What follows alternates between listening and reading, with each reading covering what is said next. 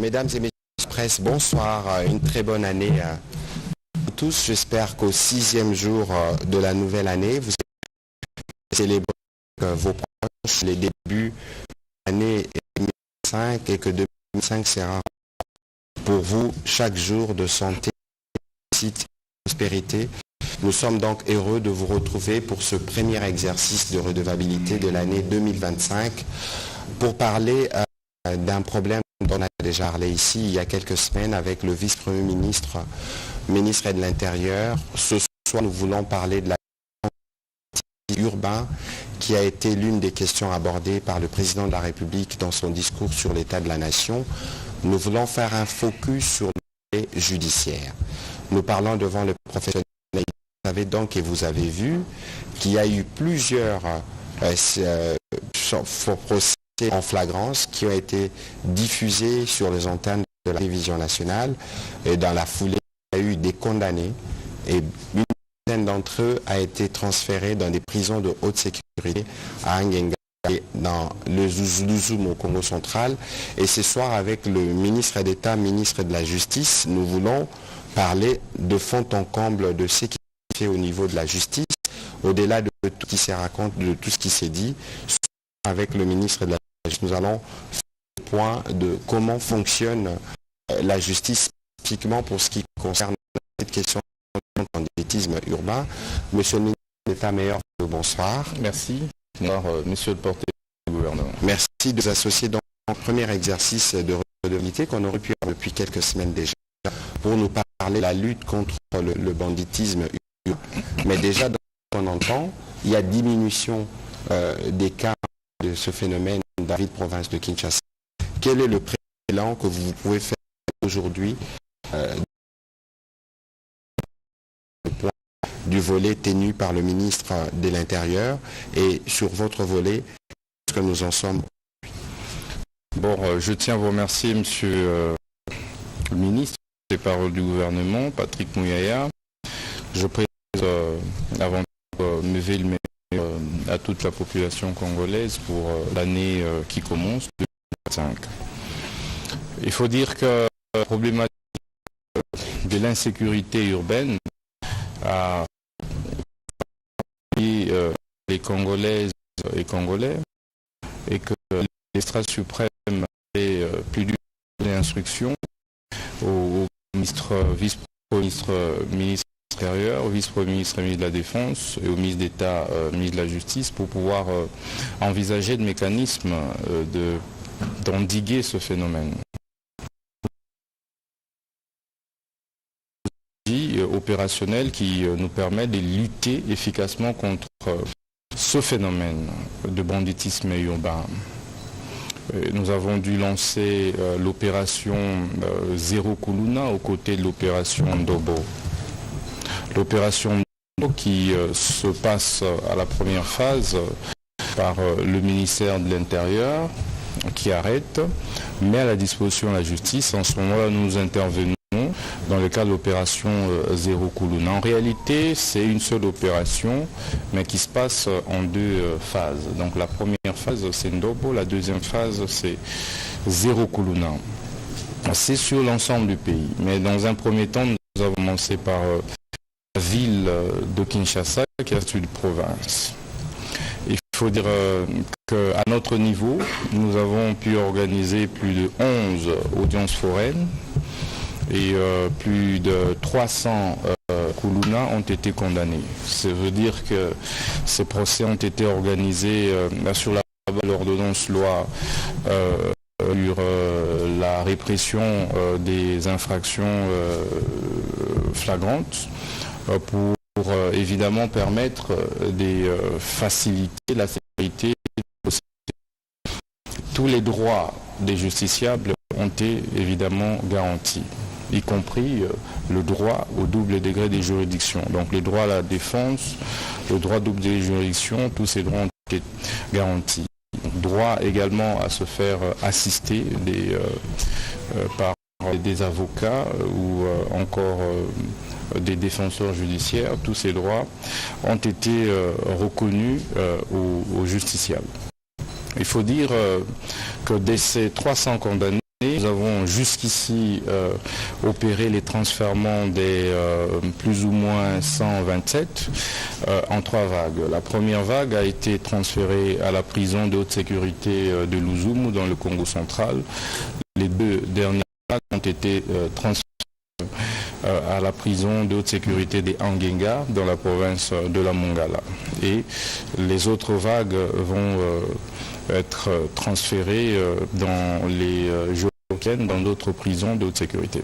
Il faut dire qu'avec l'implication du ministère de la Justice, il y a sensiblement, il faut le dire, baisse de la criminalité urbaine, principalement dans la ville de Kinshasa, avec l'implication, le travail que fait le VPM intérieur, notre implication en tant que ministre d'État de la Justice, grâce au travail acharné de nos policiers, de nos militaires, de nos magistrats civils, de nos magistrats militaires, parce que la stratégie que nous avons mise en place était celle de pouvoir défier urbain devant les juridictions aussi bien militaires que civiles. Sur la question des juridictions militaires, nous nous appuyons évidemment sur les articles 157 à 158 du Code pénal,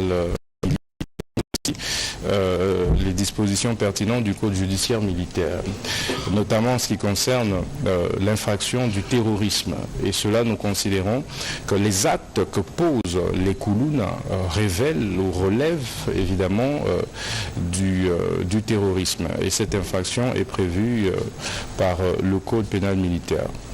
Mais concernant les juridictions civiles, là nous recourons évidemment à l'article 157 du Code pénal ordinaire qui prévoit l'infraction de l'association de malfaiteurs.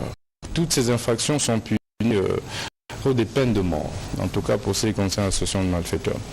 Alors du coup, ces juridictions ont travaillé d'arrache-pied et nous ont rendu des très grands services qui ont permis d'éradiquer ou bien de diminuer sensiblement le taux de criminalité urbaine dans la ville de Kinshasa, et ce, à la grande satisfaction de notre population. Nous nous sommes employés à lutter drastiquement contre un phénomène parce que c'est un phénomène beaucoup plus dangereux que vous ne l'imaginez. Les familles entières sont restées sans père. Des familles entières ont perdu des membres des familles. Ici, le dernier drame d'ailleurs en date est celui de la journaliste Jemima qui travaillait d'ailleurs ici à la RTNC, qui au sortir du travail avait été victime de la barbarie de ces Koulouna. Et malheureusement, elle a outrepassé. Et donc, c'est un phénomène qui tient à cœur les Congolaises et Congolais, les Quinoises et les Quinois. Vous verrez une maman en train de vendre, par exemple, ses épices, et puis un Kouloune à venir avec la machette pour non seulement lui prendre toutes ses marchandises, mais aussi l'abattre sur le champ.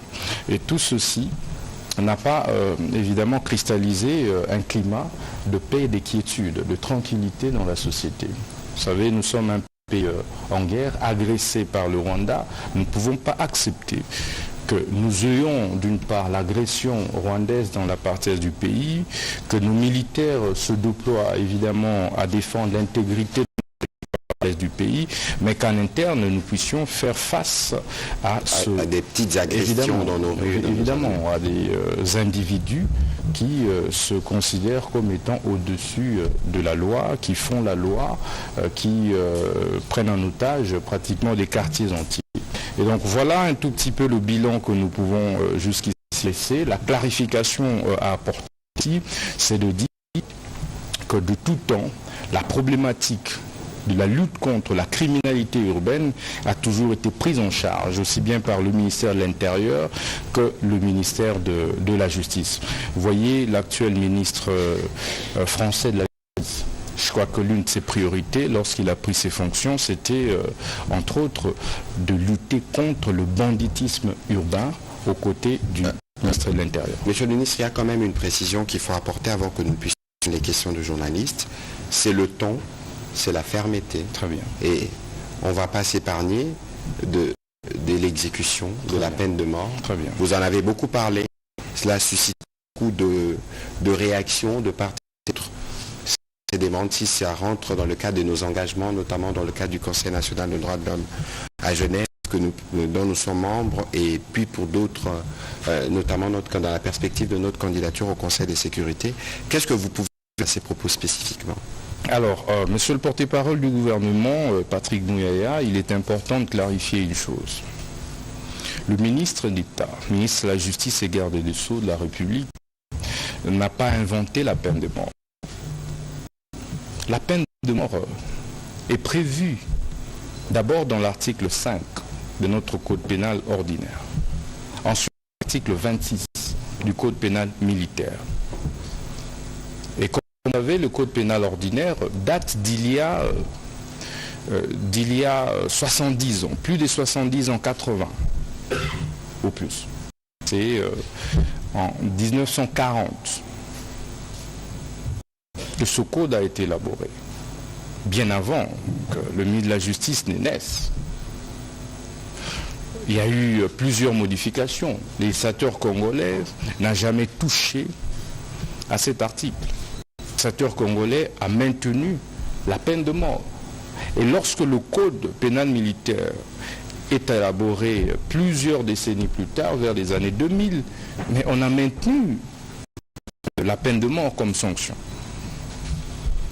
Et pas plus tard, en 2024. C'était le 9 février 2024. Au cours d'un conseil des ministres, l'option a été levée de lever le moratoire sur l'exécution de la peine de mort.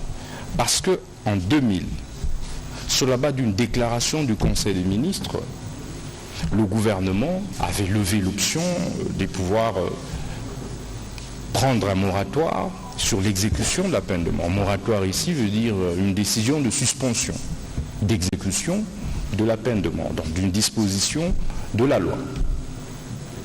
À la suite donc de la décision du Conseil des ministres du 9 février 2024, ma prédécesseur avait pris une circulaire portant levée du moratoire sur l'exécution de la peine de mort. C'était le 13 mars 2024. C'est donc pas le ministre d'État, ministre de la Justice et garde des Sceaux, Constant Moutamba. Le rôle qui est le mien après ma nomination, c'est de pouvoir faire appliquer les lois de la République, sans en inventer une seule. Et que de ce point de vue, puisque cela est prévu dans nos lois, il va donc de soi que, étant dans un état de droit tel que le prescrit l'article 1er de notre Constitution, ce n'est pas le ministre de la Justice qui a élaboré cette Constitution. La République démocratique du Congo est un état de droit. Mais l'état de droit veut dire quoi? L'état de droit veut dire que les gouvernés et les gouvernants sont tous soumis à l'autorité de la loi. Donc ici, il s'agit de la dictature de la loi. C'est cela l'état de droit. C'est respecter les lois du pays. Dès lors que les cours et tribunaux congolais condamnent les Kuluna à la peine de mort, qui doit être l'attitude du ministre de la Justice et garde des Sceaux, est-ce d'annoncer qu'ils seront primés?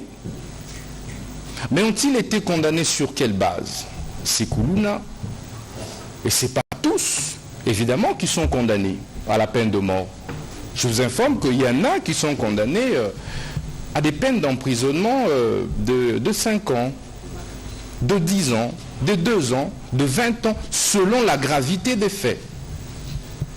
Par exemple, pour ce qui concerne l'infraction du terrorisme prévue par le Code pénal militaire, mais ce n'est puni de peine de mort que lorsqu'il y a eu mort d'homme dans la commission de l'infraction.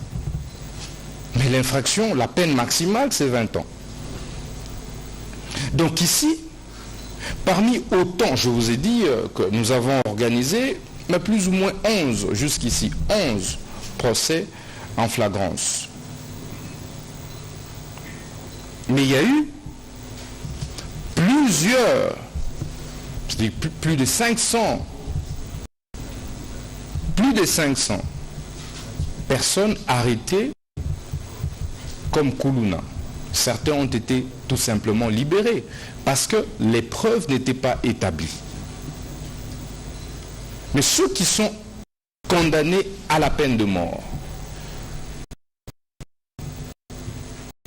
étant donné qu'on a levé le moratoire sur l'exécution de la peine de mort, quelle attitude on adopte? C'est la fermeté. Savez-vous que le phénomène des gangs urbains a conduit au renversement de tout un régime en Haïti? Des gangs organisés ont décidé un jour de prendre en otage l'aéroport, les institutions de la République et d'interdire au Premier ministre d'atterrir au pays. Et donc c'est un phénomène qu'il faut prendre avec beaucoup de fermeté. Lorsque la Constitution de la République parle à son article 16 de la sacralité de la vie humaine et rangé à son article 61 dans le même sens, mais à l'exception faite lorsque certaines lois disposent autrement. C'est entre autres lorsque l'on a affaire à des lois qui prévoient la peine de mort. Et ça doit être exécuté. Mais alors, est-ce qu'on exécute aussitôt prononcé par les cours et tribunaux? C'est là toute la question. Mais il y a tout un mécanisme. Lorsque vous lisez l'article 345 du Code de procédure, du Code judiciaire militaire, mais c'est bien établi qu'il y a toute une procédure, il y a tout un processus avant de pouvoir exécuter la peine de mort. D'abord, la décision doit être définitive. Ici, par définitive, il faut entendre que le délai de cassation est suspensif de l'exécution, même le délai de cassation. Évidemment, en considérant que c'est 40 jours, et pour appel, opposition, juridiction militaire, c'est 5 jours, etc. Devant juridiction civile, c'est 10 jours. Et puis, c'est 3 mois pour cassation. Mais c'est suspensif. Mais c'est seulement à l'épuisement de cela que l'on exécute la peine de mort. C'est seulement à l'épuisement, encore que le législateur dit que le ministère public qui est appelé à exécuter la peine de mort doit adresser une requête de grâce présidentielle. Au bout de compte, c'est le magistrat suprême qui dit, moi je refuse, ou moi j'accepte la peine de mort. C'est ce que dit nos lois. De ce point de vue, c'est très technique, il fallait bien expliquer. Alors, lorsque le ministre de la Justice, le garde des Sceaux de la République, vous dit que ces gens qui ont été condamnés à la peine de mort seront exécutés. Mais c'est conformément à la loi. Mais ça peut être demain. Mais ça peut être après-demain. Mais évidemment en suivant les mécanismes qui sont prévus par nos lois. Voilà, Monsieur le ministre d'État, je crois qu'il y a beaucoup de questions qui vont venir pour qu'on soit un peu plus précis. Merci. Et plus pédagogique sur le sujet, parce que c'est un sujet, tout le monde n'a pas la maîtrise parce qu'il s'agit d'une matière juridique. Alors on va commencer la série des questions avec M. Jacques Moulouba.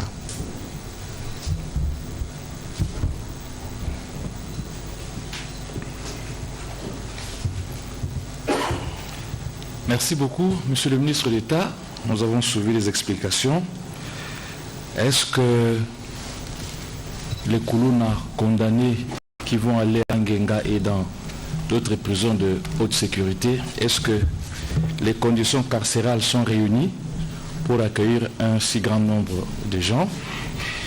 Et des deux, la peine de mort, le moratoire a été levé, le moratoire d'exécution pour la République démocratique du Congo, avec beaucoup de critiques, monsieur le ministre d'État, que c'est une avancée de la RDC ou un recul en ce moment où d'autres pays plaident pour l'abolition de la peine capitale.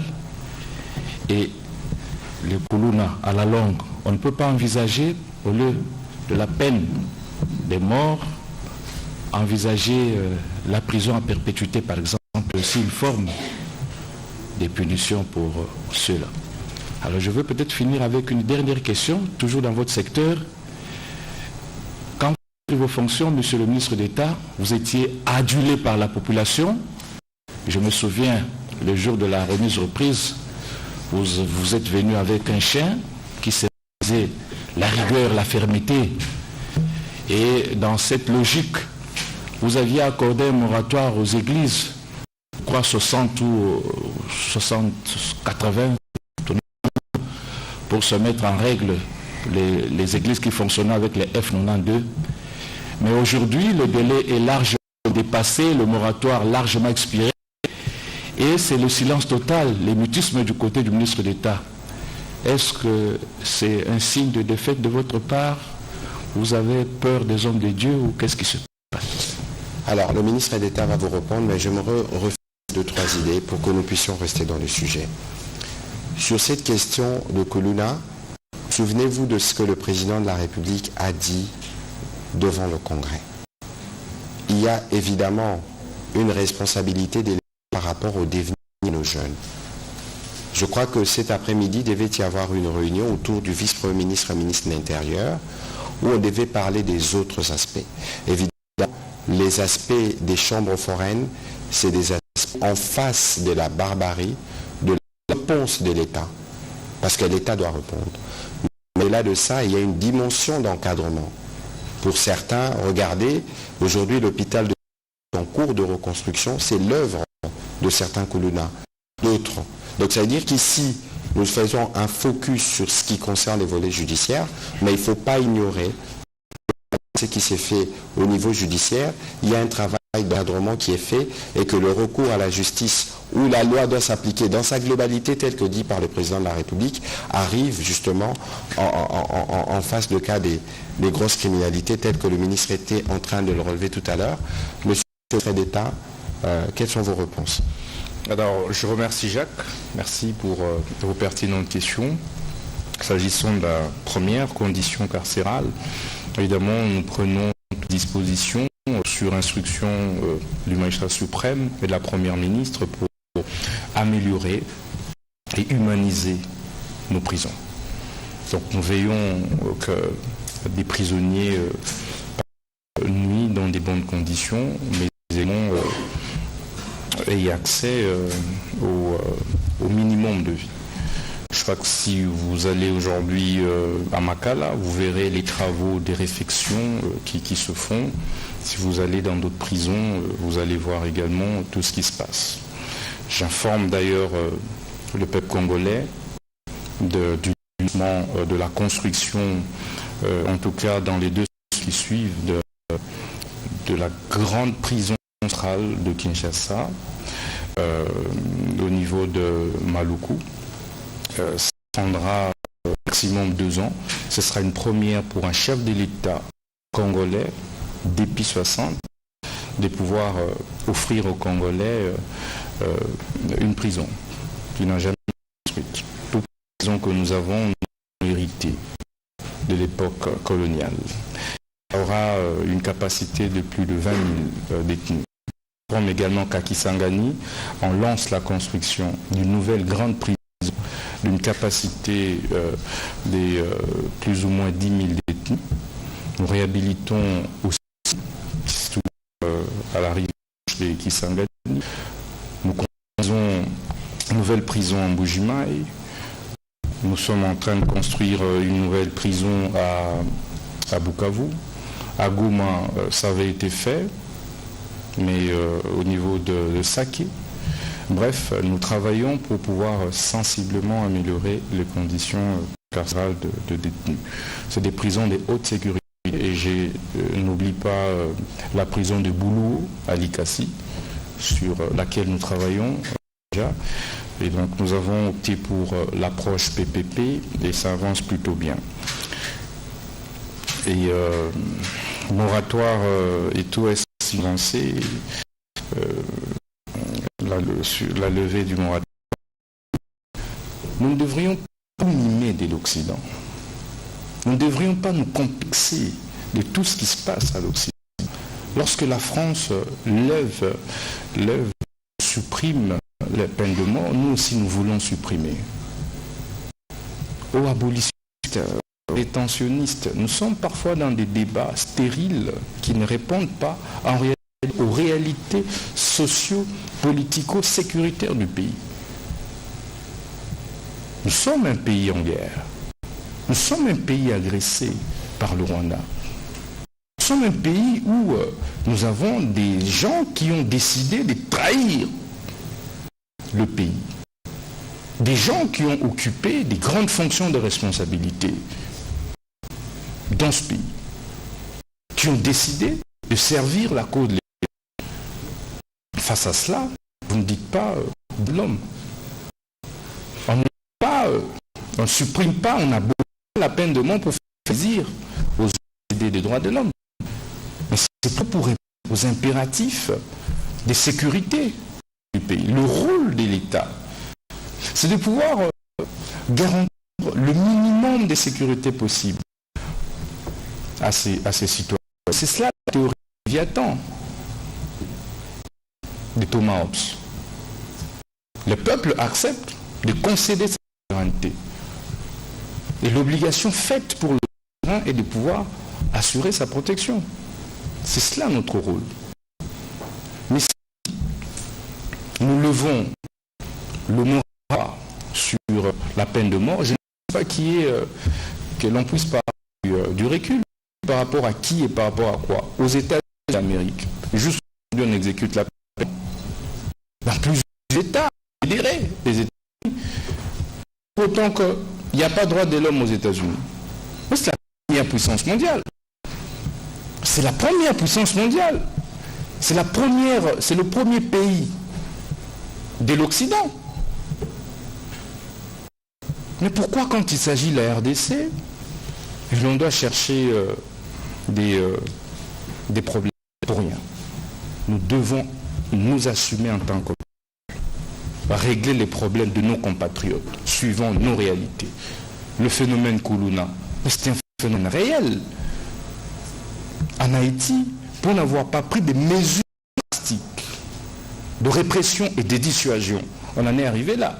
C'est maintenant des forces de sécurité de l'étranger qui viennent pour pouvoir assurer la sécurité en pleine capitale. Et ça, nous n'accepterons pas. Nous n'allons pas accepter un seul instant que des règles de l'étranger, de l'extérieur, soient transposées chez nous, en réalité, tenir compte des coutumes, des réalités congolaises. Donc pour moi, je ne pense pas que l'on puisse parler d'avance et de recul. Il s'agit de mesures que le gouvernement avait prises pour pouvoir sécuriser, renforcer les mécanismes de sécurisation du peuple. Envisager d'autres peines. Écoutez, moi je suis ministre de la Justice et garde des Sceaux. C'est de la fermeté. Déjà, à mon attitude, il faut fermeté. D'autres mesures, évidemment, sont en vigueur, mais aujourd'hui et maintenant, doit-elle qu'appliquer aujourd'hui, me conditionne, m'oblige, moi, ministre de la Justice, à pouvoir le faire exécuter. Vous avez également posé la question des analyses. Sur la question, je vous rappelle qu'il y a eu États généraux de la justice qui sont célébrés le 16 novembre 2024. Il y a eu des recommandations. Et donc, nous sommes présentement à la phase de la rédaction de la feuille de route d'exécution de ces recommandations. Et donc de ce point de vue, vous pouvez prendre votre mal en patience. Tous les maux ont été diagnostiqués au niveau des cultes et associations. Et croyez-moi, nous allons assainir. Nous allons lancer le travail de nettoyage au niveau sécurité urbaine. Nous allons faire la même chose au niveau culte et association. La même fermeté que vous nous avez reconnue au début, c'est la même fermeté qui demeure. Vous êtes sur les réseaux, vous pouvez interroger même votre TikTok maintenant. Vous verrez que le peuple congolais nous reconnaît la même fermeté. Merci. Voilà, Monsieur le ministre d'État, vous faites bien de rappeler le contexte dans lequel ce moratoire a été levé. Et je crois, comme le ministre d'État l'a dit, chaque pays a un parcours. Nous faisons face à une guerre. C'est une situation qui requiert de nous, comme gouvernement, une réponse appropriée. Mais cela ne dénature en rien nos engagements pour les droits de l'homme. J'étais à la Genève. Je crois que nous avons reçu, en tout cas pour tout ce que nous avons fait comme progrès, d'ailleurs dans les secteurs de médias, dans les secteurs de PVH, les cadres du FONAREG, nous avons reçu beaucoup d'encouragement. Parce que la marche vers le respect absolu des droits de l'homme est une marche inachevée pour tous les pays du monde. Et que nous, dans un contexte précis, pour lequel, justement, ces pays qui s'émeuvent ou qui nous condamnent en guillemets, ou qui pensent à un recul, certains ont même le pouvoir, une certaine influence pour mettre fin à cette situation. Nous utilisons toutes les voies qui sont à notre disposition pour ramener la paix dans l'Est de la République démocratique du Congo, pour sonner tous les traîtres qui nous empêchent en réalité de terminer cette guerre. On va prendre les questions de M. Madame Rachel Kitsta. Monsieur le ministre, bonsoir, ma préoccupation est celle de savoir les causes du banditisme urbain sont légion, notamment le chômage, le manque d'emploi et ainsi de suite. Quelles sont les mesures structurelles mises en place jusqu'à-là par le gouvernement pour tenter de juguler les banditismes urbains? Et autre préoccupation, lors de la clôture de la session de septembre à l'Assemblée provinciale, le président avait plaidé pour l'humanisation de cette opération, notamment en ce qui concerne les cas des mineurs. Les dossiers des mineurs traînent au niveau des juridictions militaires et n'arrivent pas au niveau de leurs juges naturels, notamment les tribunaux d'enfants. Qu'est-ce qui bloque à ces niveaux par rapport aux mineurs? Et dernière question, à quand l'exécution de l'ordonnance portant mesures de grâce collective? Merci. Alors, Monsieur Clément, merci pour vos questions. Je commence par la première, mécanisme pour juguler, mécanisme alternatif. Comme je le dis, le ministre de la Justice n'est pas là pour commencer à réfléchir aux mesures sur comment contenter les Koulouna. C'est des pouvoirs à réprimer. Tu violes la loi, on te sanctionne, on t'arrête, on te condamne. Et on exécute la peine. Pour le reste, le chef de l'État l'avait annoncé lors de son adresse à la nation, que seuls les Koulouna qui ne vont pas accepter de se réinsérer dans la société. Se dit qu'il y a des possibilités qui sont offertes aux uns et aux autres de pouvoir se réinsérer. Je vous donne le cas. Aujourd'hui, le gouvernement de la République, par entremise évidemment sur instruction du magistrat suprême, assure et garantit la gratuité de l'enseignement des parents. Donc il est incompréhensif, il est incongru de retrouver un mineur de 10 ans, de 12 ans dans la rue, en lieu place de retrouver à l'école. Il est incongru de retrouver, évidemment, des jeunes qui ont étudié et parfois qui ont accès à certains emplois de se livrer aux actes de banditisme urbain. C'est vrai que c'est un phénomène holistique. Mais notre rôle, c'est de dire, toi, Koulouna, qui refuse de te réinsérer, une fois que les forces de l'ordre appréhendent, eh bien, sachez que la loi va s'appliquer dans toute sa rigueur. Mais cela ne veut pas dire qu'on viole les droits de l'homme, parce que les droits de l'homme, c'est aussi garantir le droit et la sécurité de la victime. Lorsque vous tuez quelqu'un, vous devriez être sûr qu'il y a des lois qui sécurisent cette victime. C'est là les droits de l'homme. Il ne faut pas voir les droits de l'homme à sens unique. C'est pourquoi vous avez des États comme la Chine. Vous avez des États comme la Russie et bien d'autres. Je reviens sur les États-Unis, puisqu'on aime bien parler de l'Occident. Donc il y a des sanctions sévères qui sont destinées à décourager le banditisme. Donc l'idée pour moi, c'est d'étendre la peine de mort même à ceux qui tournent les deniers publics. Donc, à l'allure où vont les choses, puisque nous allons certainement, excusez-moi, ça c'est en guillemets, nous allons certainement faire application de l'instruction du magistrat suprême sur la création du parquet financier. Il faut que nous en plan les parquets financiers. La réforme que nous allons devoir proposer, c'est de pouvoir inscrire comme sanction contre les détenus des deniers publics et nous assurer que tu as volé un franc de l'État, ben, sois condamné à mort, que tu sois exécuté.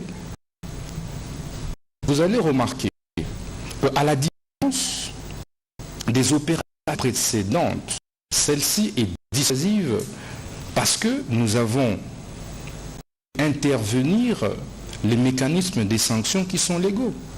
Jadis, c'était on arrête, on met dans le cachot et après il négocie pour libération.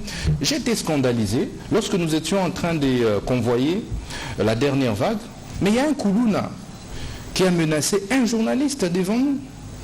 Les images sont là, en disant que Narobi Makaka, dont je finirai par sortir et je vais te tuer toi. Nakangi Longinayo. Est-ce que vous le savez? Et donc, ils ont été habitués à la largesse de la justice, à la largesse des forces de l'ordre. Et j'aime bien la plupart des compatriotes qui nous soutiennent et soutiennent cette initiative du gouvernement, ils disent, tant que tu n'as pas encore subi l'agression, la barbarie des Koulouna, des gangs urbains, mais il sera facile pour toi de passer à la télé, aux médias pour crier aux droits de l'homme. Et donc je crois que c'est un travail d'ensemble. Il y a même des parents qui se permettent de fabriquer, de créer, d'encourager les banditismes urbains. Les enfants sortent, volent, pillent, tuent et ramènent les butins à la maison. Et lorsqu'on les recherche, ils les cachent. Nous disons que même ceux-là seront désormais poursuivis pour complicité du banditisme urbain. Donc il ne faudrait pas, au-delà de tout ce que nous pouvons dire, le gouvernement fournit suffisamment d'efforts.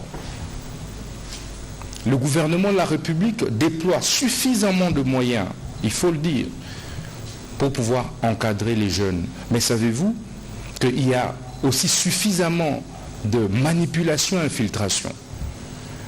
Parce que ce que vous ne savez pas, c'est que ces groupes, des gangs urbains, se connaissent et sont organisés.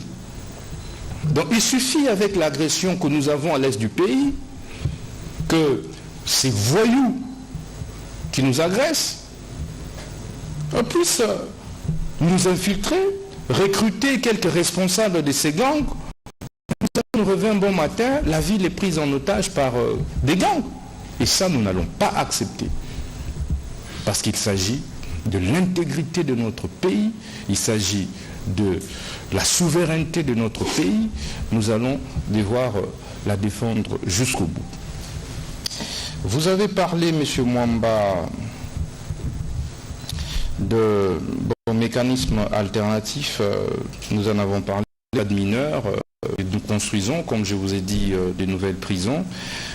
Par exemple, dans le nouveau projet, carrément tout un pavillon réservé aux mineurs, avec des conditions de scolarité y compris, etc. Donc, nous travaillons pour que les mineurs soient traités à juste titre.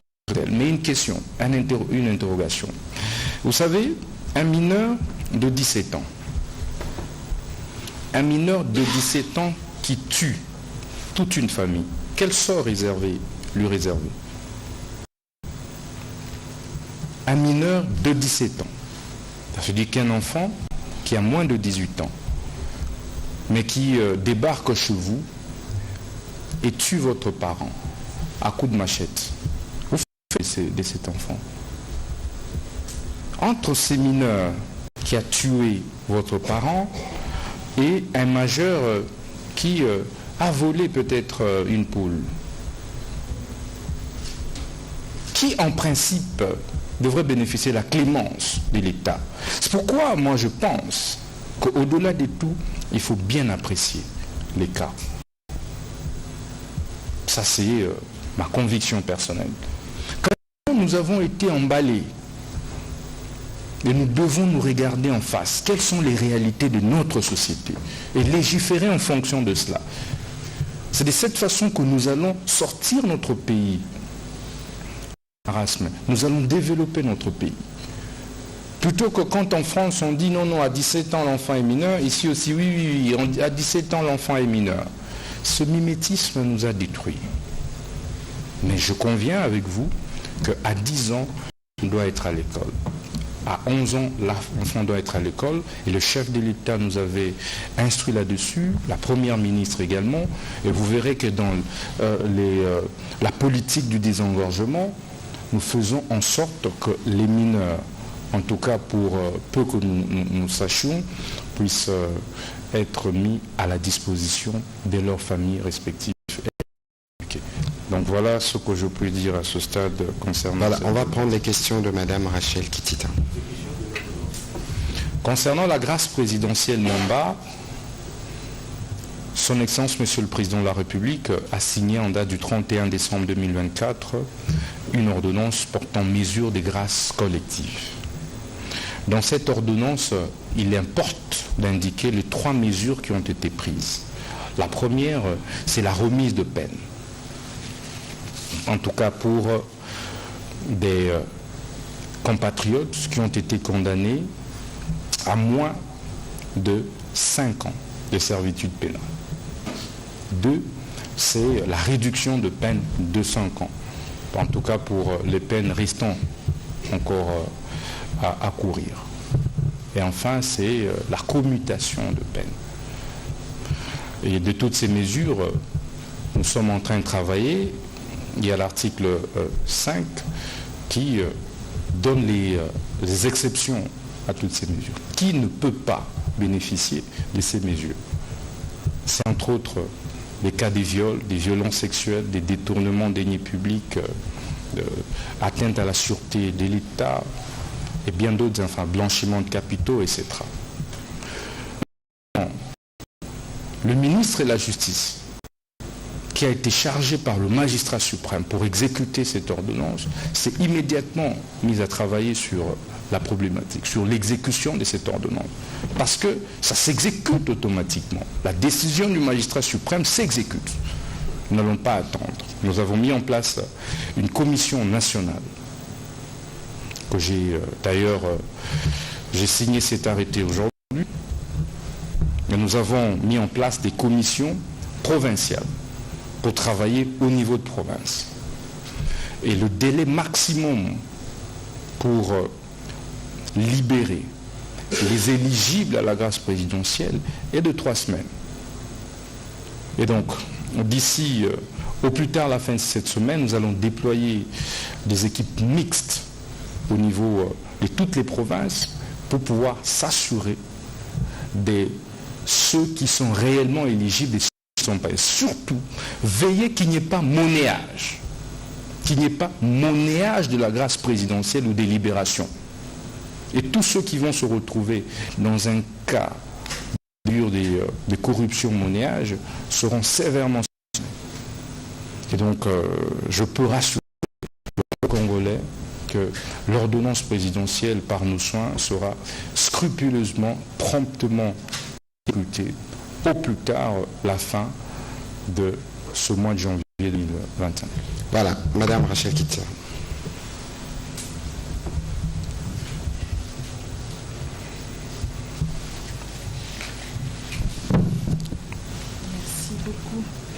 Merci beaucoup, monsieur le porte-parole, pour la parole.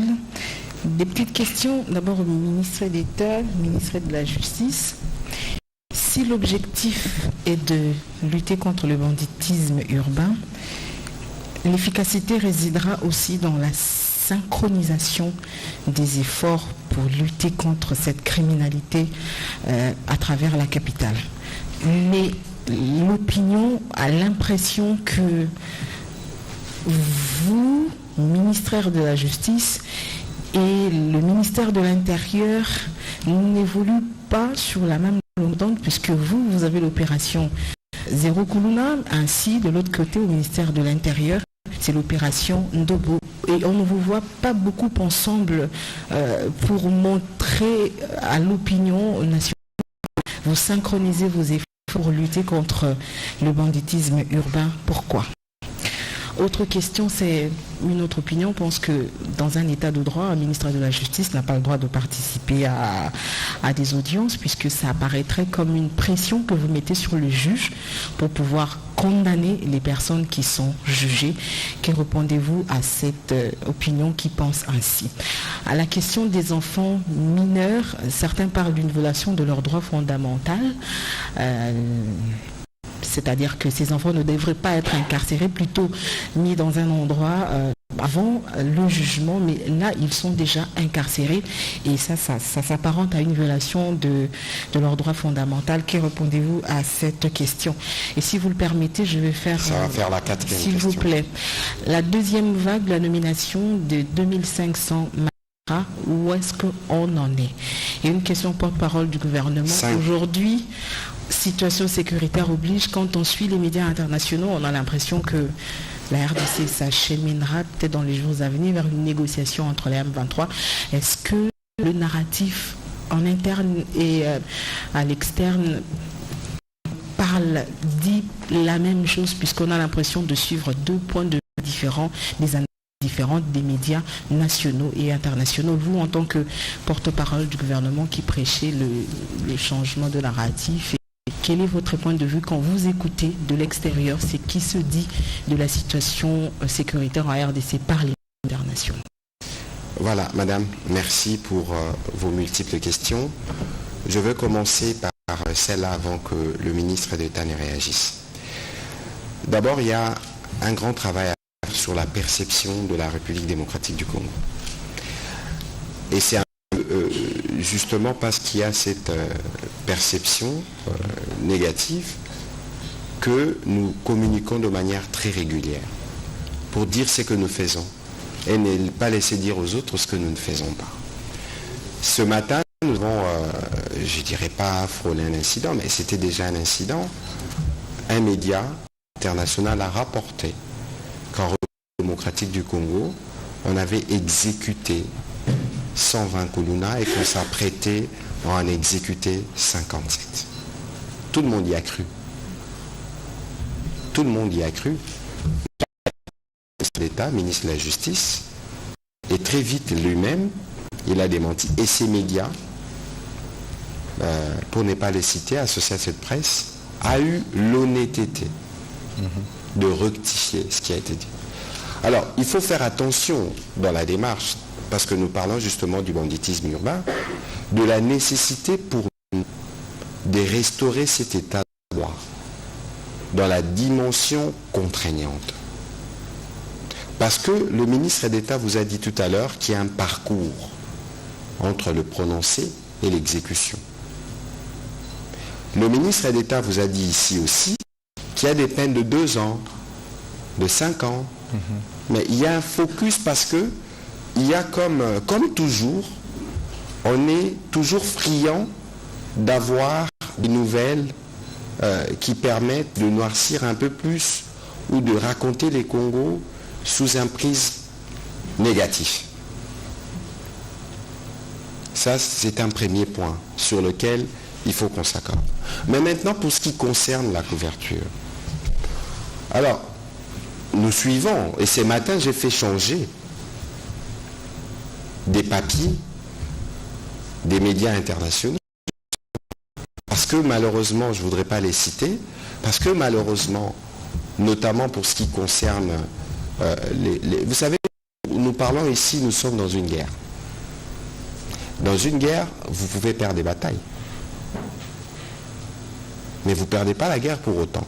Mais lorsque les petites avancées ou les batailles gagnées par des terroristes ou par l'armée rwandaise sont présentées d'une certaine manière par un certain média, ça nous pose un problème évidemment. Lorsqu'un média qui a des journalistes accrédités en RDC préfère utiliser une militante, une propagandiste notoirement reconnue mondialement pour justifier les thèses du mouvement terroriste du M23, ça pose un problème. Et comptez sur nous pour donner des réponses. On ne va pas tout exposer sur la place publique, mais nous prendrons des décisions. Pour que ce que nous mettons, c'est une couverture juste. Encore que nous sommes dans un contexte démocratique où il y a une pluralité d'opinions par rapport aux pays qui nous agressent. Mais le contexte démocratique ne suppose pas un laisser-aller. Et donc tous ceux qui travaillent, qu'ils soient ici ou ailleurs, qui couvrent le Congo, nous avons toujours été accessibles pour être en mesure de donner des réponses. C'est comme aujourd'hui, on a contacté mon équipe pour dire il y a une interview. J'ai dit non, je ne suis pas disponible. Et plus tard, on voit la machine à manipulation rwandaise dire que le ministre Mouyaya aurait fui un débat. D'abord, sur le principe, je ne peux jamais débattre avec un terroriste pour rien au monde, quelle que soit la nature du média. Et donc, de ce point de vue, on a des lignes rouges. Alors, je vais terminer en disant qu'avant d'être journaliste, vous êtes des collègues. Pourquoi nous, on parle de front médiatique, justement? Parce que nous savons que c'est par aussi les médias que passe la manipulation, volontairement ou involontairement. C'est pour ça que nous avons toujours une dimension d'échange et des discussions avec les responsables de ces différents médias au-delà des correspondants locaux. Et lorsque nous leur faisons remarquer que le travail n'a pas été professionnel, ils se corrigent, tant mieux.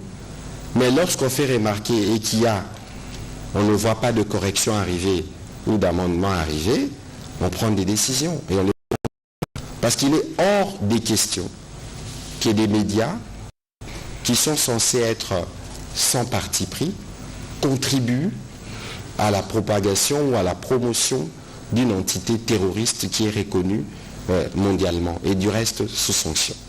Et donc, le front médiatique dans lequel vous faites partie, c'est aussi ce front qui doit permettre de donner les informations. C'est aussi ce front qui doit permettre de tenir compte de la sensibilité de certaines informations. C'est aussi ce front qui doit toujours se mobiliser derrière nos forces armées, non pas pour en faire l'apologie, mais pour saluer la bravoure de ceux qui défendent la patrie. Le jour où la guerre dans l'Est se terminera, ces jours-là, nous pourrons capter des moyens pour investir dans d'autres secteurs, notamment économiques, et les médias en tireront profit. Parce que cette guerre, il y a un coût quotidien que nous payons. Et aujourd'hui, quand vous regardez la situation générale des médias, elle n'est pas très reluisante. Et il y a un effort à faire que nous ferons à notre niveau. Donc ici, je rappelle, nous sommes en début d'année, nous aurons l'occasion de nous retrouver. C'est pour ça que nous faisons des campagnes d'éveil patriotique pour que nous tous, nous puissions avoir la même lecture. La guerre dans l'Est, ce n'est pas la guerre du président Tshisekedi. C'est la guerre que l'on fait au Congo et ça dure 30 ans. Nous avons un commandant suprême qui est déterminé, qui marque de points sur 5 fronts. Militaire, diplomatique, économique, judiciaire et médiatique. Et tous les Congolais doivent de ces faits se mobiliser autour de lui pour bouter dehors nos agresseurs et nous allons régler nos questions entre nous parce qu'il faut d'abord sauvegarder l'intégrité territoriale. C'est ce qui vaut le plus aux yeux de tous les Congolais. Merci. Monsieur le ministre d'État, allez-y s'il vous plaît. Merci, monsieur le porte-parole du gouvernement, surtout pour vos réponses pertinentes. Vous savez, la question de l'agression rwandaise devait nous préoccuper au plus haut point. En principe, nous ne devrions pas, nous, Congolais, quel que soit notre statut, poser la question sur un quelconque dialogue avec les terroristes qui tuent nos populations, qui pillent nos richesses, qui violent nos femmes. Nous devrions tous nous ranger derrière le commandant suprême. Parce que la guerre qui nous a imposée à l'est du pays n'a pas de couleur. Nous ne devrions pas faire l'apologie de ces criminels. Ce n'est pas ce groupe d'individus qui font la guerre à la RDC. C'est une machination en vue de la balkanisation de la terre de nos ancêtres. Ça devait autant nous préoccuper. Mais c'est pourquoi je réitère une fois de plus tout mon soutien au commandant suprême et à nos FARDC, vaillants FARDC, à nos Azalendo. J'aimerais également nous encourager, tous, à pouvoir adopter la même attitude de fermeté, de rigueur. Voyez comment ces voyous se mobilisent contre nous. Vous voyez comment ils se mobilisent parce qu'ils occupent illégalement nos terres. Et tant que nous allons continuer à penser à tort que c'est une problématique qui concerne uniquement le président Tshisekedi, nous allons un jour perdre cette République. Quel que soit le président qui arrive, avec cet état d'esprit, n'oubliez pas, Mouzé Laurent Désiré Kabila a connu ça, Joseph Kabila a connu ça, le président Tshisekedi, ça veut dire que l'enjeu est ailleurs. Affichons de la fermeté. Répondons donc à la question. Mais c'est pourquoi nous allons faire tout pour renforcer le front judiciaire interne et international. Tous ceux qui sont arrêtés dans ce cadre-là seront jugés, condamnés. Et nous allons nous organiser pour ça.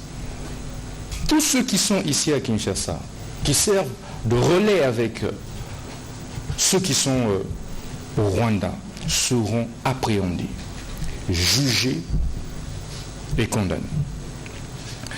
Cela dit, la synchronisation, Madame Rachel, vous parlez de la synchronisation des efforts dans la lutte contre la criminalité urbaine. Évidemment, d'abord, il faudrait savoir qu'il s'agit d'une seule opération. C'est le duo, ou mieux les trios. Le ministre VPM Intérieur, VPM Défense et Mineta Justice. Mais puisque ça se passe en des phases, la première phase, c'est la phase de la prévention.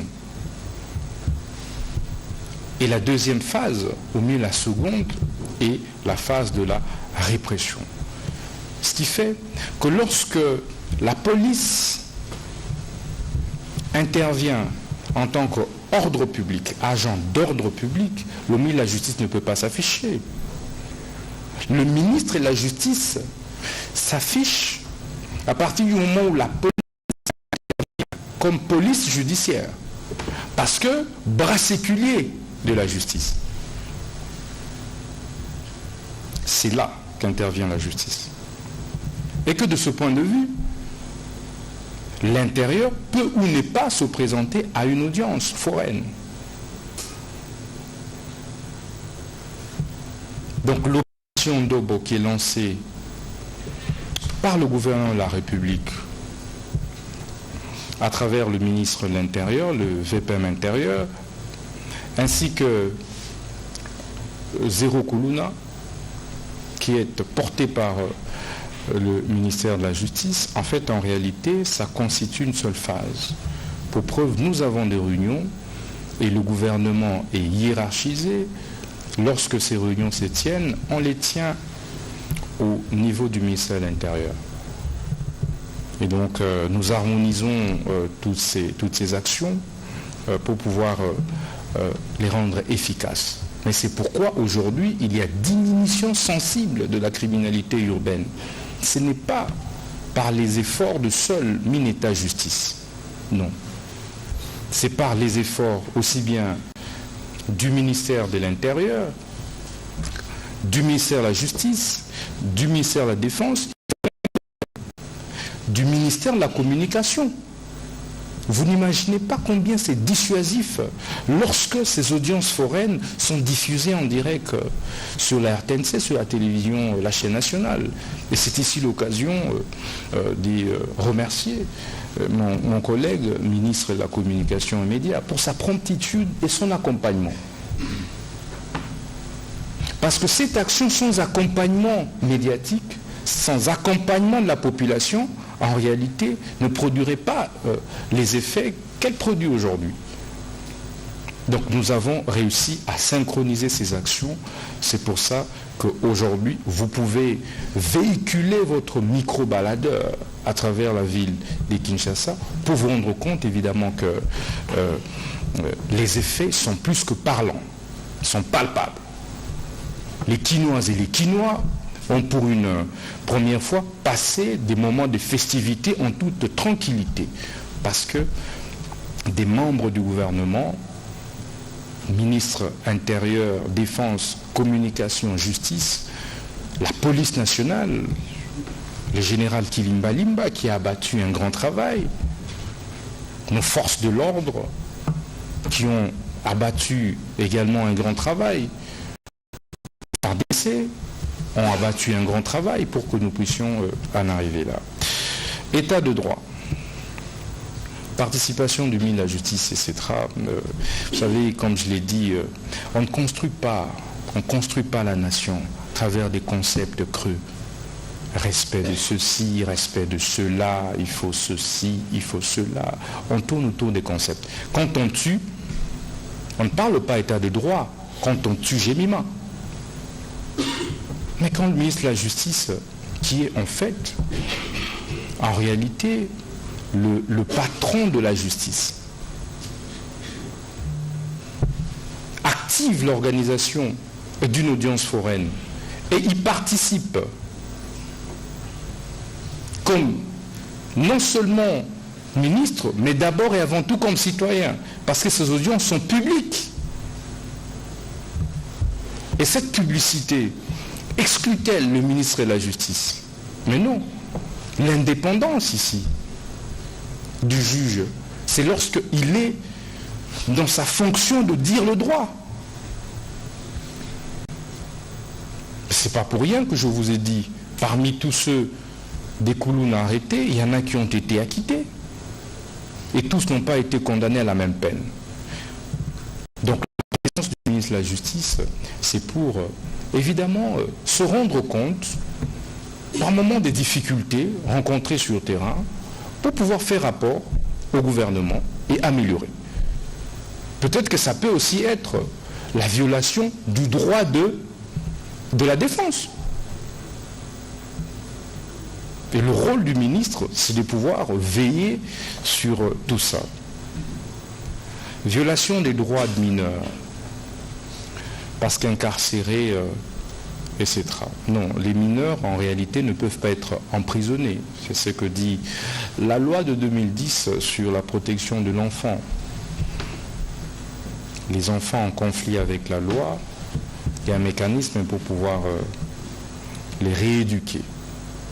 Ils ont des cellules spéciales pour les aider à pouvoir se réinsérer.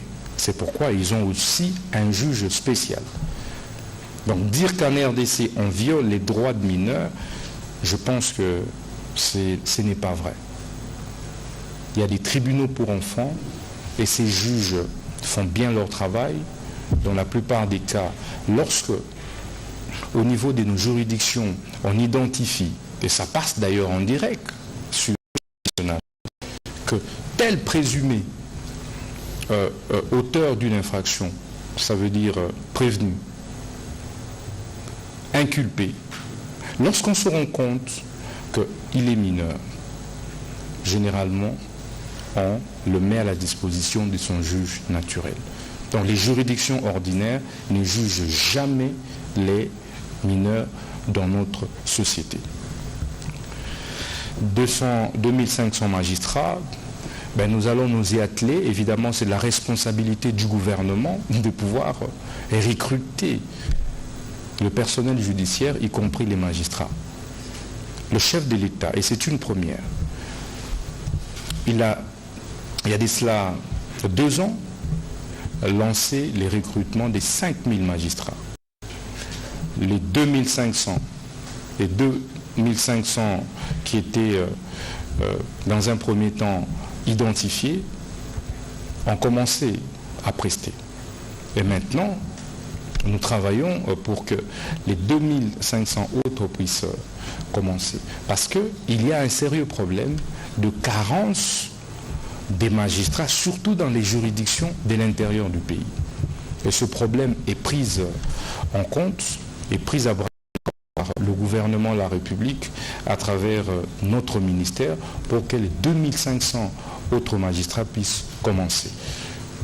Nous allons avoir des séances de travail avec eux et le chef de l'État a déjà instruit à propos. Nous aurons des séances de travail avec le Conseil supérieur de la magistrature pour que, évidemment, le gouvernement de la République puisse les budgétiser et qu'ils commencent le travail parce que le besoin est là. Il faut que la justice soit dite, mais elle ne peut être dite que si les juridictions, les offices sont pourvus en ressources humaines. Voilà, monsieur le ministre d'État, on va atterrir parce que finalement, la matière, elle est abondante. On aura sûrement un autre exercice.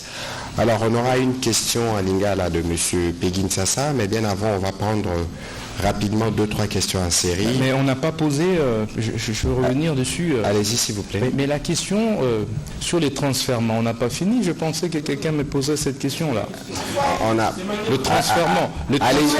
Répondez-y, monsieur le ministre. Les transfèrements, oui, on a dit, mais écoutez, on transfère des prisonniers parfois en attente, en instance d'appel. On a posé cette question sur les réseaux. Non, mais notre droit donne possibilité justement, pour raison de sûreté publique,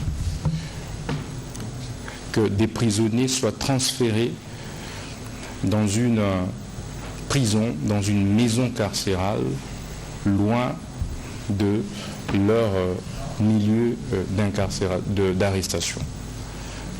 Et que de ce point de vue, le prévenu ou le condamné, dans le cas d'espèce, puisse tout simplement interjeter appel à travers le directeur de la prison et que la juridiction initiale compétente puisse en ce moment-là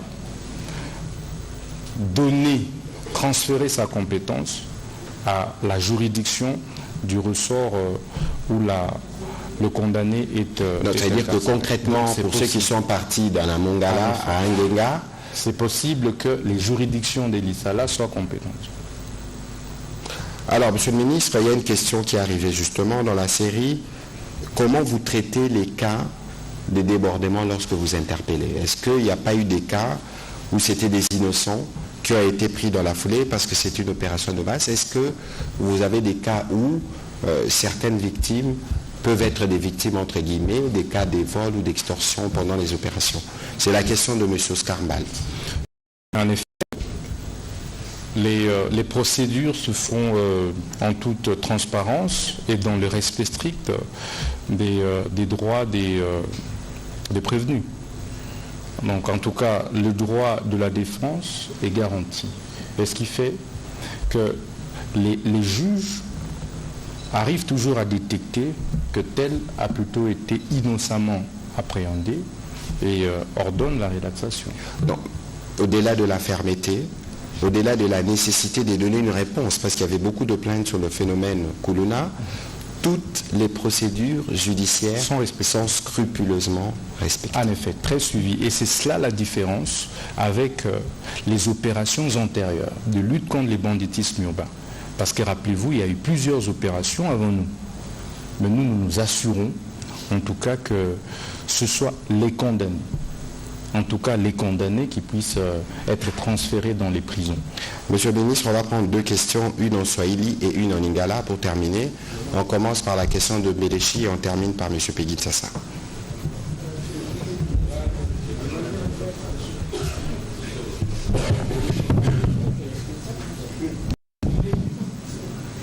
Asante Waziri Constant Mutamba. Kuluna sio tu Kinshasa, haiko tu Kinshasa ndio kuluna kwaka. Ma province ou majimbo mengine. Kwa sababu wala wanalamika, oh Kinshasa. Eske kuluna ni Kinshasa tu wala majimbo mengine? Na decision gani tu gani umechukua katika majimbo mengine?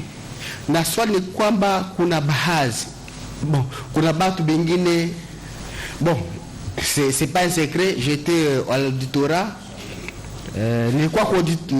nilikuwa kwa kitu cha jeshi leo ambapo wanafanya kesi ya wanajeshi leo kabla nifike hapa.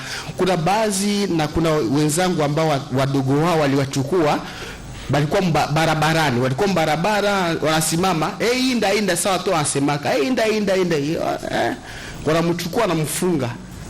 Wale watoto leo wataenda Angenga, kwa unasema kama utaua watu. Ulishaua wangapi leo? Vous avez tué combien de personnes aujourd'hui? Parce que vous dites que non, bah voisin a bino ba kozala baléo. Bon, je voulais vous parler d'un soir que vous allez quand même comprendre. Je suis là à l'auditorat, j'ai trouvé les amis. Non, je parle. Allez-y s'il vous plaît, allez-y, nous devons faire une émission. Unafika pale kwa auditorat unasema non, mimi nilikuwa natoka tu sema mimi natafuta uwa batu banafunga bakuluna, inda banifunga. Sasa bale batu. Asante. Bataenda wapi? Baisha bafunga batenda Angenga. Unaangalia nani alifanya nini? Na Kinshasa tungi uko nafunga batu. Ma province batu washafungiwa bangapi juu ya kuluna? Sawa. Tunasikia. Asante bwana chinois. Ma question zako siko pertinente. Mnajua problème ya shiba kongomani ni kusema atukwake ku assumer action fulani jusqu'au bout. Bantu mko na ria ni bote shibo tukwa na ria pa kusema bakuluna banapita mingi na mimi bashali piga hapa kisu wewe na wewe beshapiga. Sasa l'état inasema ipunir ibambe bale bantu. Ushaona mlozi bana mbamba na nasema kama miko mlozi. Ça, il faudra traduire en français. Avez-vous déjà vu un sorcier accepter sa sorcellerie? Quand bien même qu'on l'arrête en flagrant délit. Tous les sorciers sont des innocents, tous les voleurs sont des innocents, tous les assassins sont innocents devant la justice. Même lorsque vous venez de l'appréhender. Donc bantu bote benyi mungo na bamba mujue kama ba criminel ba bote banakuwa muklame innocent zabu. Umonyo nasema alikuwa tu mbarabara bana mubamba. Mais ata présenter ma preuve zake mbele ya justice. Kama iko innocent batamtosha. Mais mushisabu kama justice yetu anakuwa toujours ku recourir na ba victime. Ba victime biko ba mingi.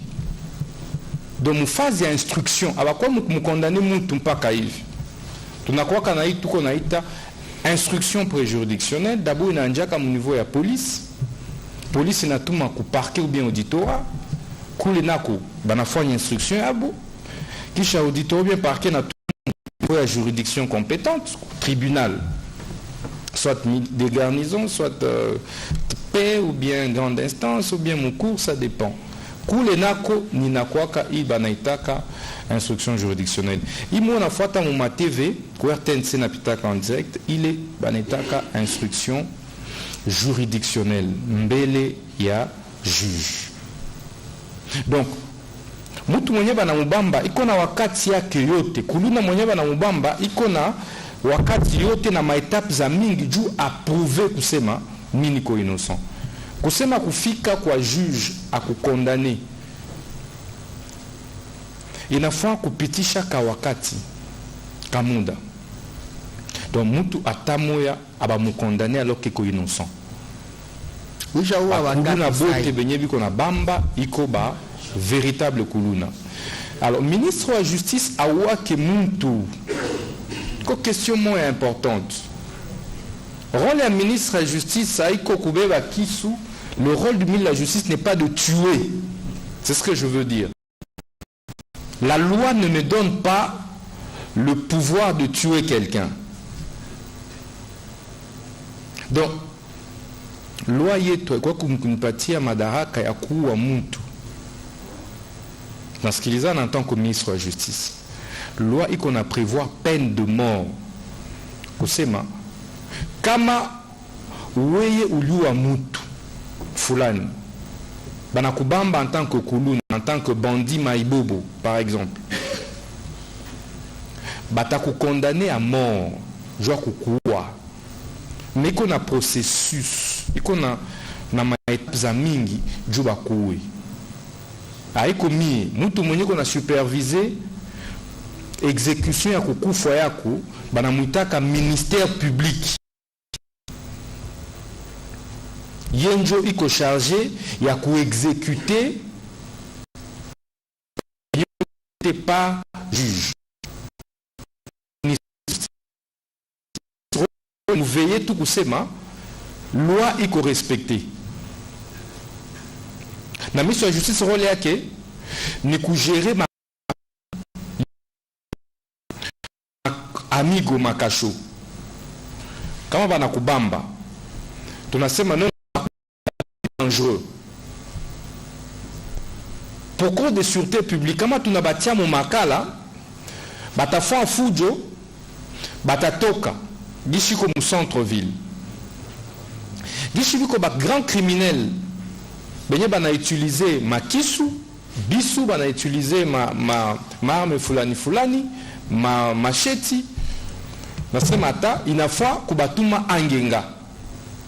Njomana ministre wa justice na cartographie ya ma prison en haute sécurité kwenye ukamtuma mtu hata kwa na telefone asapa kumakala gishi wanasema non, le ministre de la justice a interdit aux prisonniers d'avoir des téléphones. Mais dans quel pays au monde vous avez vu un prisonnier à détenir un téléphone portable? Commencez même à chatter dans un groupe WhatsApp. Mais dites-moi dans quel pays au monde, soit nous aimons ce pays, soit nous ne l'aimons pas. Dans quel pays au monde un prisonnier peut être dans un groupe WhatsApp et identifié comme tel? Dans quel pays au monde? Quelle est la loi pénitentiaire qui permet ça? Mais il y a qu'ici à Makala, où un prisonnier qui entre peut se permettre évidemment de manipuler son téléphone. La fraude peut avoir un réchaud. Depuis quand un prisonnier peut avoir un réchaud dans sa cellule? Préparer et manger. Vous verrez des prisonniers. Il y a des gens qui préfèrent encore être en prison chez nous ici à Makala qu'être en liberté et commencer à vilipender le gouvernement de la République. Cette complaisance doit s'arrêter. Le chef de l'État ne m'a pas nommé pour de la complaisance. C'est pour l'aider réellement. Faire respecter les lois de la République. C'est pourquoi, pour des prisonniers, des grands criminels comme ceux-là, qui parfois font des chantages à la République, je me dis non, il faut aller à Angenga. Tu vas être exécuté là-bas. Parce que tu as été condamné à mort. Un ministre de la Justice ne peut pas te dire quand tu vas à Angenga que non, c'est pour célébrer la messe. Avec Odjou à Kwanja pour célébrer ma missa. Uko condamné à mort, banakutuma kuangenga gishuko dangereux. Plusieurs fois tout liona bantu banababamba na ma chaîne bana ipasula bana vunja ma chaîne. Beaucoup de ces prisonniers devant moi ont brisé des menottes. C'est extrêmement grave. Et donc ce type de prisonniers, tout on a dû organiser kusema baende mu ma prison de haute sécurité. Cogné, abata quoi t'es en contact d'un membre de famille aussi facilement. Parce qu'ils sont dangereux. Et, faut attirer à ça, procédure et exécution, il n'a quoi qu'à mourir. Il n'a pas qu'à décision définitive. Définitive. C'est-à-dire que m'appelle et n'a pita, mais il me patia ma délai à pas. 5 jours comme à tout devant ma juridiction militaire, 10 jours comme à tout devant juridiction ordinaire, et puis ainsi de suite. Alors, Juya Kinshasa tout. Nipenda kuambia wakongomani kusema opération hii tunianja kwanja njo mu Kinshasa comme zone pilote. Mais tutenda nayo mwinchi muzima. Tutafika kote kwenye insécurité urbaine iko. Tutenda Lubumbashi, tutenda Bukavu, Goma, tutafika Kisangani, tutafika Mbandaka, tutafika Kolwezi, Likasi, tutenda Matadi, tutenda partout, Bunia, Isiro, Buta, Juyaku, Manchi, apa tuko ba ministre ya inchi muzima, atuko ba ministre provinciaux ya vile ya Kinshasa. Na mission mkubwa nchi anatupatia ni kusema tu rétablir sasa kimya amani muma ville zote za inchi kwenye insécurité kwa yangu. Monsieur le ministre d'État, Minawaza Unanjibu, et c'était clair. On va prendre la dernière question à Lingala très rapidement pour terminer. Sinon. Merci beaucoup, Excellence Patrick Mouyaya, pour la parole. Ministre d'État, d'abord félicitations pour la opération. Merci beaucoup. Mais tant qu'on a vendu qui on a Kombo na yondeko. Peggy Ntsasa, le terminateur de la presse. Oh. Peggy. Excellence, bana ya quartier na yomo koto vandi bana o zone bana cité des anciens combattants, bana Kimbwala, Mbudi, CPA, tina cité rétro. Ba félicito mbabi mais opération yango kuluna eza makasi bat bazo kufa na niveau na biso na zone. Yoza mwana mabele même na quartier na yo oyebi ndenge yindaka. Kuna a aussi sa côté kuna. Et puis na yo ki otangi ndenge nini ba kombo ya ba prison ya sika oyo botonga. Excellence obosani prison ya Matadi na Boma oyo même prisonnier c'est très dangereux.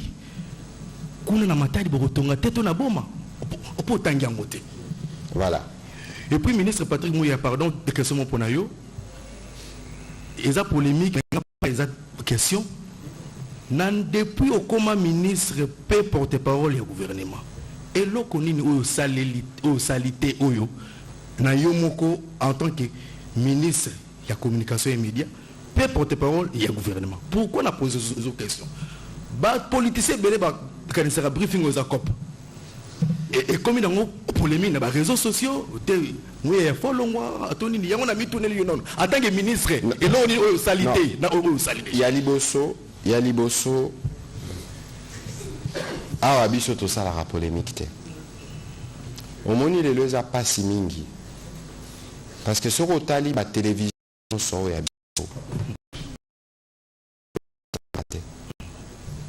débat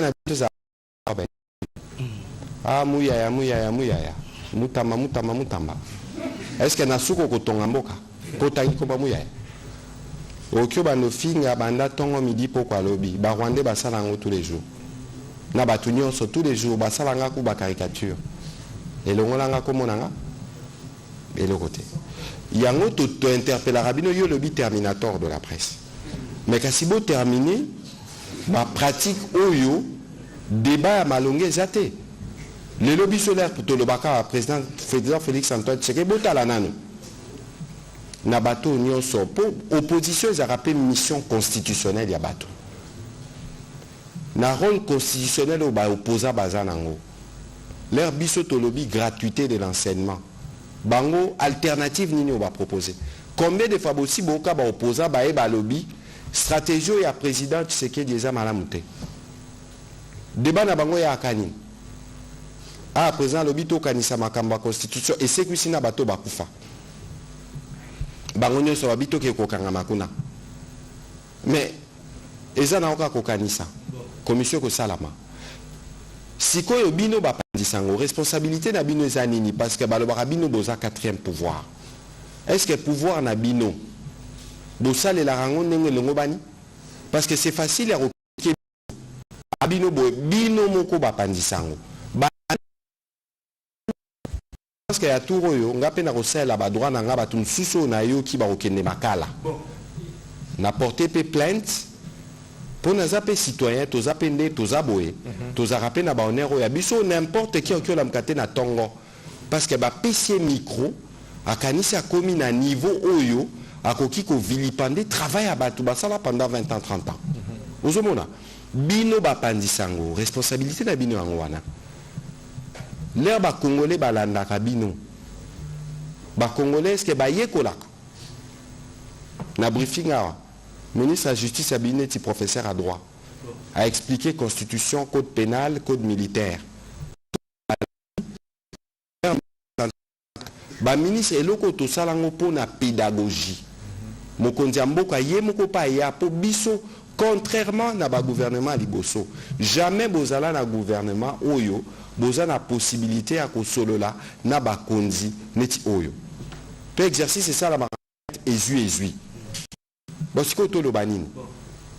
On est dans un pays démocratique. La démocratie doit s'exercer dans le respect des autres. Démocratie au président Tshisekedi azo bundelo bisonyo sotozo bundela na bino ba pandisango. Eza démocratie à ma fingate. Eza démocratie à polémique te. Pour ma finga na polémique to mekanwa wat. Na jalelo. Est-ce que ton amboka? Mbulo e bandi mbulo ya sika 2025. Tokoza na occasion ça l'échange de vœux nabino toko solo la na ba kambia UNPC na ba kambia CESAC biso pe total la maladie ya biso ba pandisango ndenge nini biso toko kiko contribuer pour na lutter contre ignorance pour na lutter contre désinformation biso atoza envahi na lo ba mamba ba soda ba pandisango msusu mona a soda za na position moko malamu te bo pandiango entre bino mo bino bozo seka mais patriotisme na bino ali wapi na na mikolo eleki soda moko boma ki batukuna bomona bilili nango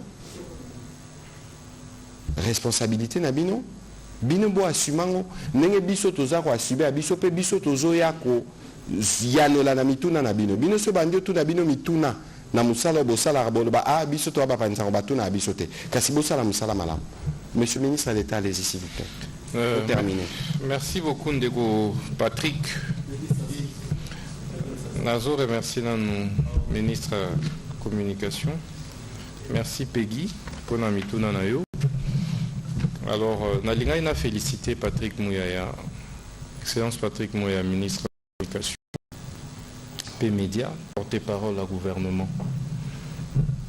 Boebi, il aurait comme ça un mingi panaye, mais il y a promptitude, rapidité à l'en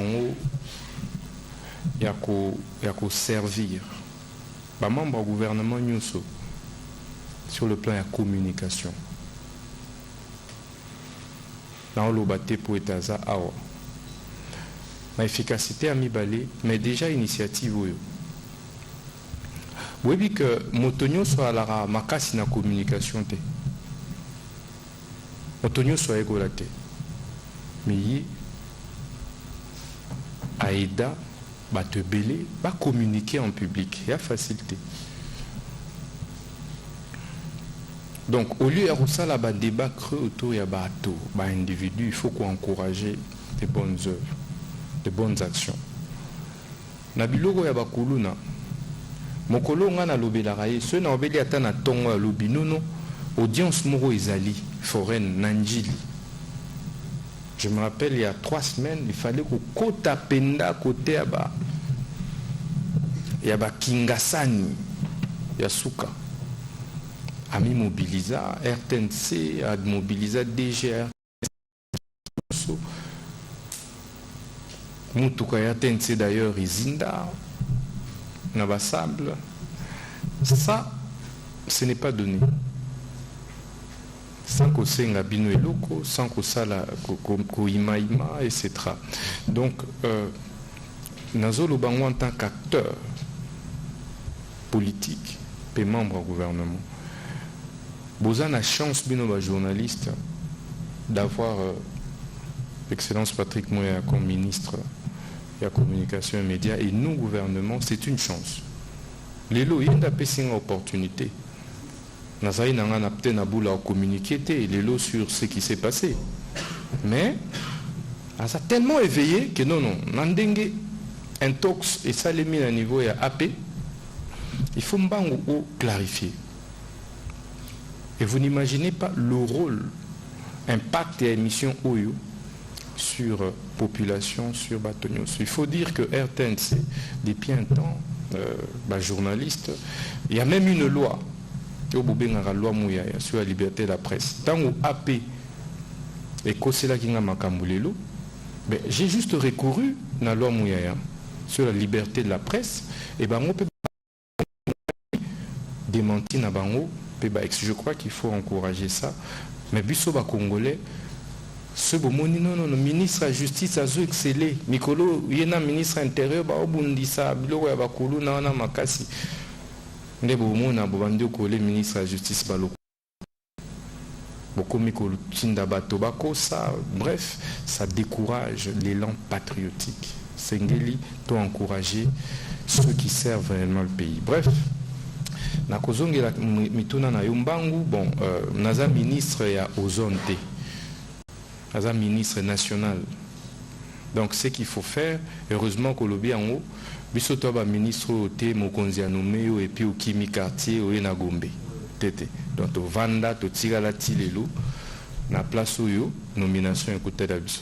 Heureusement qu'on rappelle en beau dénoncer place nous sur insécurité urbaine ezali.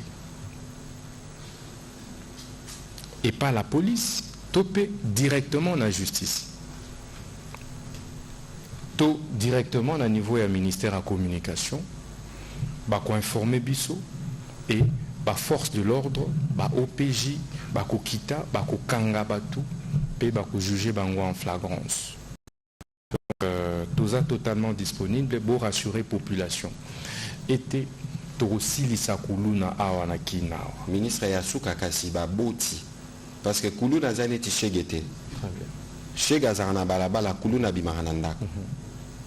Ngai comme député, Tobando Mona Moboti Penda Ero le Lamona na Kuluna. Bakanye na Paka Kalamu, mingi ba procédure judiciaire et bando Simbate parce que Zana Mutumoko Kaka Kuluka Kuluna. Kasina Baboti wana. O bazana bana batengama parce que ce mwana tengami azaka mwana na yo. Et loko nini okoki koloba na bango na pokwa lelo. Batika d'abord baté ya bana. Lelo wa libuso. Baboti o ba kolanda nga so bolingi bana na bino boté ya bango bavanda na ndako. Soki mwana aye na eloko o oyebi origine ngote zongisa yango. Mais ceux qui bazoluka mwana et kaza tetu azoyoka yote azaka kuluna, il faut au livrer mwana na yo. Pour te soko livrer mwana na yote. Cette fois-ci, boye ba été na baboti bino bakokanga bino lokola ba complice ya kuluna. Pe bako juger bino boye ba été boko subir.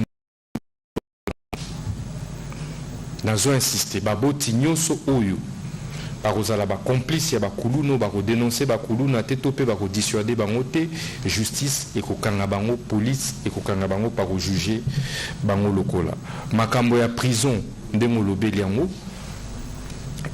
tozo réhabiliter prison ya Chikakala na Congo central tozo zoape prison ya Matadi ngamoko nazo kitawana d'ailleurs sur place Mboulambe Mbappé Torotala yango na boma tozo lancé programme en réhabilitation palais de justice ya munene tozo tonga to lancé peron à niveau ya Matadi. Donc président de la République a engagé biso pour que l'année 2025, ils aient l'année relancée par grands travaux et par infrastructure judiciaire et à miner. Donc, à partir fin janvier, misala nyonso wana tout et vous a lancé. Aussi tout lancé le processus au niveau de DG5P, passation de marché, PPP. Je crois que tout ici presque pour certains et tu relancer misala ndenge boyebe libiso tu relander la exécution ba marché wana pe tu resala en sorte que misala et si là pe mokonzi mboka a inauguré Yangounios. Voilà. Pour terminer cet exercice, on doit être précis.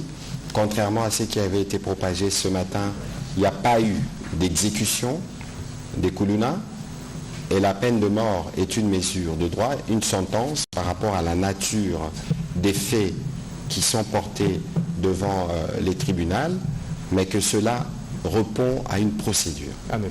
Et une procédure qui donne toutes les possibilités. En effet. Et donc, ce ne sera pas de manière automatique que cela s'appliquera. Il y a même une possibilité de grâce présidentielle dans le parcours. Voilà, Monsieur le ministre d'État, ministre de la Justice, nous vous remercions pour cet exercice qui a été particulier, parce qu'il s'agit de parler des questions de justice et des questions qui nous concernent en termes de banditisme urbain. Vous, comme nous l'avons vécu dans cette ville de Kinshasa, et aujourd'hui, il faut apprécier l'effort qui a été fait, d'une part, mais je dois rappeler qu'au niveau du gouvernement, la stratégie ne se limite pas seulement par la prévention ou la répression. Il y a une réponse sociale, notamment à travers les services nationaux, parce qu'il est aussi question de donner à ces jeunes la possibilité d'être redressés. D'où la nécessité d'avoir la contribution des parents dans la dynamique de la lutte contre ces phénomènes de banditisme urbain. Si vous avez un enfant qui est concerné par ces cas, dénoncer cet enfant, c'est le protéger. Parce que le ministre d'État l'a dit, vous pourrez être traité comme complice. Et je ne pense pas que dans une famille, il serait souhaitable d'avoir un enfant et un parent emprisonnés. Parce que cette fois-ci, c'est pour la sécurité des Congolais que le président de la République a pris cette décision et qui est exécutée par les ministres qui sont concernés, tels qu'énumérés tout à l'heure. Ça ne va pas s'arrêter à Kinshasa. Toutes les provinces où il y a des cas de criminalité sont concernées. Kinshasa, c'est la première étape et la même dynamique portée par les vice-premiers ministres et ministres de l'Intérieur avec ses homologues de la Défense et de la Justice. Et nous, dans ce qui nous concerne dans la communication, nous allons l'accompagner. L'idée, c'est que vous aussi, les médias, vous puissiez nous accompagner dans la pédagogie et dans la communication pour que les gens comprennent que qui dit Koulouna, ce qui va kangier, ça ne veut pas forcément dire exécution peine de mort. Il y a 2 ans, il y a 1 année selon les faits et zalipé. Il faut qu'on l'ande lango pour éviter que cette initiative oyo biso toza nango pona komema sécurité batu nyonso badongolo miso basale lango et komaneti contre biso alors que mesure biso tozui eza pona sécurité bakongolais nyonso. Monsieur le ministre d'État, merci. Je voulais clarifier une chose, vous permettez très rapidement, la question du nettoyage des prisons. Parce qu'il y a une polémique où nous avons été traités de tous les noms d'oiseaux. Très chers compatriotes, le rôle du ministre de la Justice, c'est de pouvoir veiller à la sécurité de tous les détenus dans nos prisons, même nos cachots. Quelle que soit sa nature ou leur nature. Nous avons trouvé, à notre arrivée à ce ministère, de laisser aller au niveau de certaines prisons, ce qui insécurise les prisonniers eux-mêmes.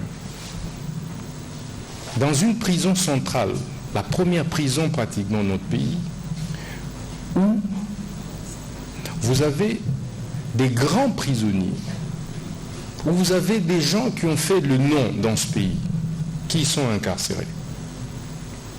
Mais vous les voyez mélangés aux hommes et aux femmes qui détiennent des machettes, des couteaux,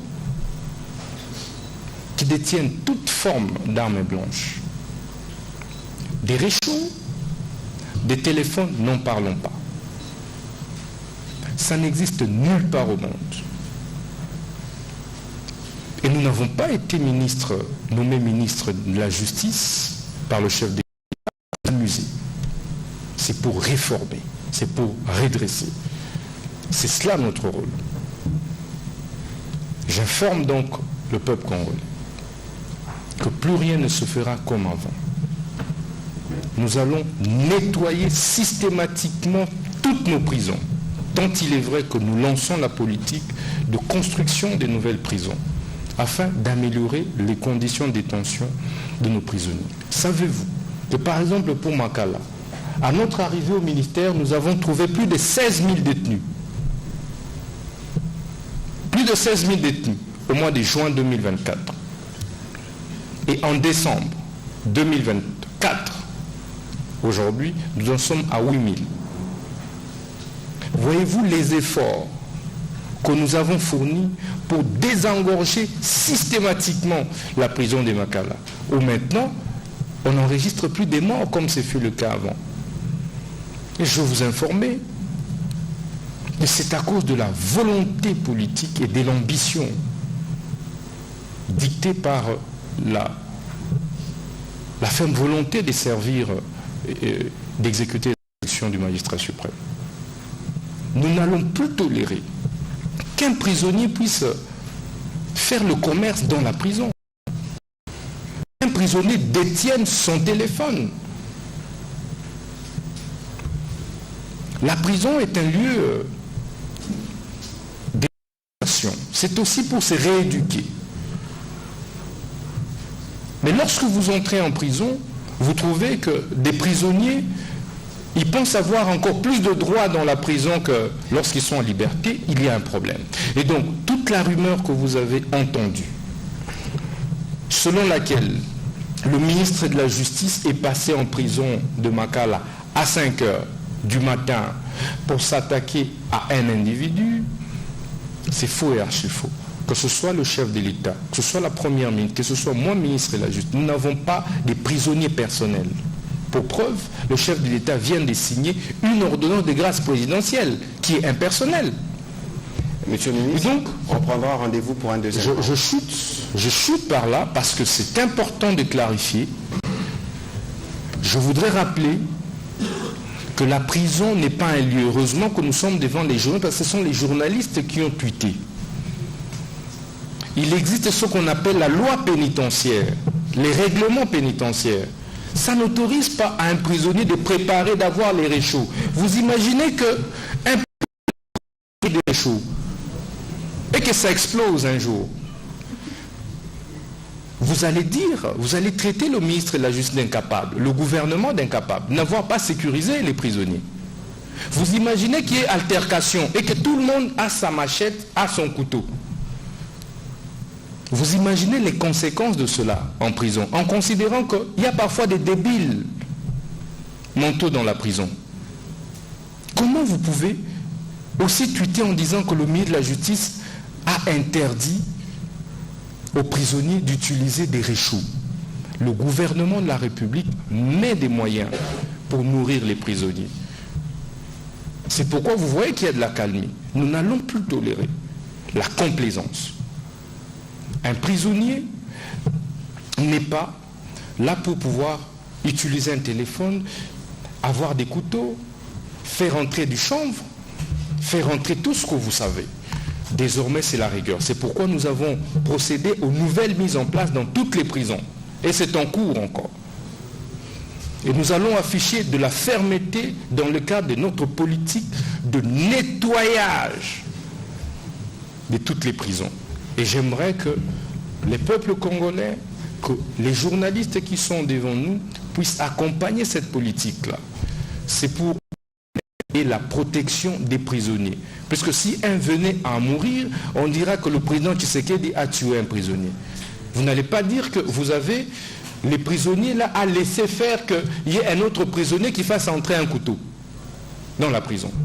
Et donc voilà, monsieur le ministre, cher porte-parole du gouvernement, merci le beaucoup. petit bémol que je voulais... Merci beaucoup, monsieur le ministre d'État, d'avoir apporté la clarté. Merci. Sur la justice, il y a beaucoup à dire. Nous aurons sûrement l'occasion de revenir dans cet exercice, évidemment, dans la droite ligne définie par le président de la République et la première ministre. On a voulu faire le point sur une opération qui est en cours, mais nous aurons l'occasion de revenir sur d'autres aspects du secteur dont vous avez la direction, notamment les contentieux à l'international avec la plainte contre Apple et d'autres actions, notamment les prochains procès qui s'ouvrent à Arusha. Merci à vous de votre participation et encore nos vœux les meilleurs pour la nouvelle année. Merci.